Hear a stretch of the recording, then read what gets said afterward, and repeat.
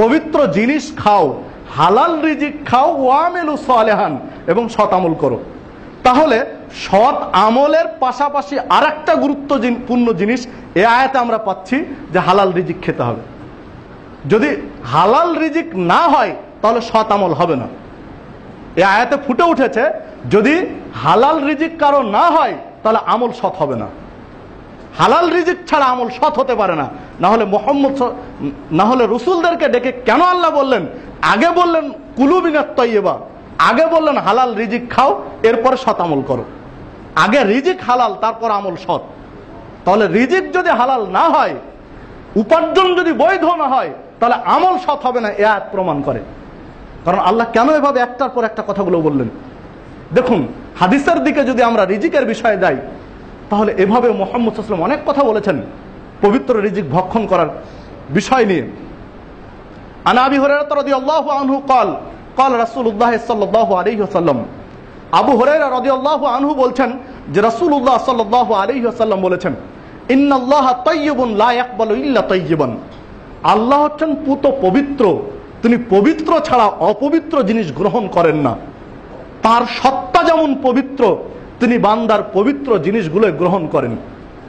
এরপর বলছেন যে অতীতের নবী এবং রাসূলদেরকে আল্লাহ রাব্বুল আলামিন যে নির্দেশনা দিয়েছিলেন, একই নির্দেশ দিচ্ছেন মুমিনদেরকে। উম্মাতে মুহাম্মাদির মুমিনদেরকে একই নির্দেশ দিয়েছেন। সুম্মা যাকারা রাজুল ইউতিলি সাফার আশআশা ওয়া আকবারা ইয়ামুদ্দু ইয়াদাইহি ইলাস সামা, এরপরে এমন একটা লোকের উদাহরণ দিলেন, এমন একটা ব্যক্তির উদাহরণ দিলেন আল্লাহ রাব্বুল আলামিন, যেই লোকটি দীর্ঘ সফর করে এসেছে, অনেক পথ মারিয়ে এসেছে, যার চুলগুলো উস্কো খুস্কো, যার পোশাক জীর্ণ শীর্ণ ময়লা ধুলিযুক্ত, তার চেহারা তার পোশাক দেখেই বোঝা যাচ্ছে লোকটি মুসাফির, দীর্ঘ সফর করে এসেছেন। ইয়ামুদ্দু ইলাইহি ইলাস সামা, মুহাম্মদ সাল্লাল্লাহু আলাইহি ওয়াসাল্লাম বলছেন এই মুসাফির লোকটি আসমানের দিকে হাত দুইটা উত্তোলন করেছে, ইয়া রব্বি ইয়া রব্বি, আকাশের দিকে হাত তুলে প্রার্থনা করছে, হে আল্লাহ, হে আমার রব, আমাকে ক্ষমা করো ইত্যাদি তার প্রয়োজন চাচ্ছে। অমাতামুহু হারাম, ও যে আল্লাহকে ডাকছে এভাবে, কিন্তু তার খাদ্য হচ্ছে হারাম।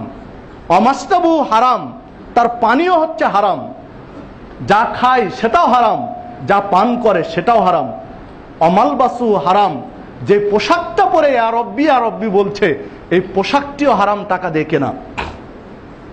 অবুদ্দিয়া বিল হারাম, তার দেহের যে রক্ত মাংস তৈরি হয়েছে, এই রক্ত মাংসের বিন্দুগুলো হচ্ছে হারাম উপার্জন দিয়ে তৈরি হয়েছে।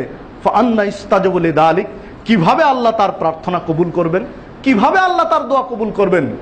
যে হাদিসটি সহিহ মুসলিমের মধ্যে এসেছে, 2393 নম্বর হাদিস।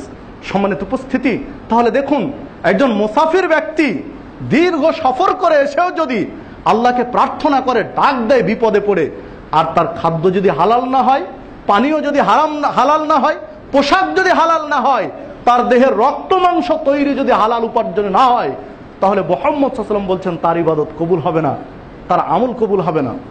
এখানে আরেকটা বিষয় লক্ষণীয় যে মুহাম্মদ সাল্লাল্লাহু আলাইহি ওয়াসাল্লাম মুসাফিরের উদাহরণটা কেন দিলেন? পৃথিবীতে অনেক কেউই ছিল যাদের উদাহরণ দেওয়া যেত, তিনি একজন মুসাফিরকে চিহ্নিত করলেন যে আশআশা ওয়া আকবারা ইয়ামুদ্দু ইয়াদাইহি ইলাস সামা, যে দীর্ঘ সফর করার কারণে তার চুল এলোমেলো, ময়লা এবং পোশাকে ধুলিবালি লেগে আছে। এই চিহ্নিতটা কেন করলেন মুসাফিরকে? তারও একটা কারণ আছে, যেটি আরেকটি হাদিসে ফুটে ওঠে। আন আবি হুরায়রা রাদিয়াল্লাহু আনহু قال قال রাসূলুল্লাহ সাল্লাল্লাহু আলাইহি ওয়াসাল্লাম, আবু হুরায়রা রাদিয়াল্লাহু আনহু বলছেন যে রাসূলুল্লাহ সাল্লাল্লাহু আলাইহি ওয়াসাল্লাম বলেছেন, সালাসু দাওয়াতিন মুস্তাজাবাতুন, তিন শ্রেণীর মানুষের দোয়া কবুল হবে, লা শাক্কা ফিহিন্না, কোনো ক্রমেই তা মিস যাবে না, কোনোভাবেই ব্যর্থ হবে না। তিন শ্রেণীর মানুষের দোয়া হবেই কবুল। এর এক শ্রেণী হচ্ছে দাওয়াতুল মাজলুম, মাজলুম ব্যক্তি, অত্যাচারিত ব্যক্তি যদি জালেমের বিরুদ্ধে দোয়া করে, তার দোয়া কবুল হবে। ও দাওয়াতুল মুসাফির, 2 নম্বরে বললেন মুসাফিরের দোয়া। মুসাফির দীর্ঘ সফর করার পরে এই লোকটি যদি আল্লাহকে ডাক দেয়, তার দোয়া কবুল হবেই, লা শাক্কা ফিহিন্না, রাসূল বলছেন যে কোনো ক্রমেই এটা বাতিল হবে না, হবেই কবুল।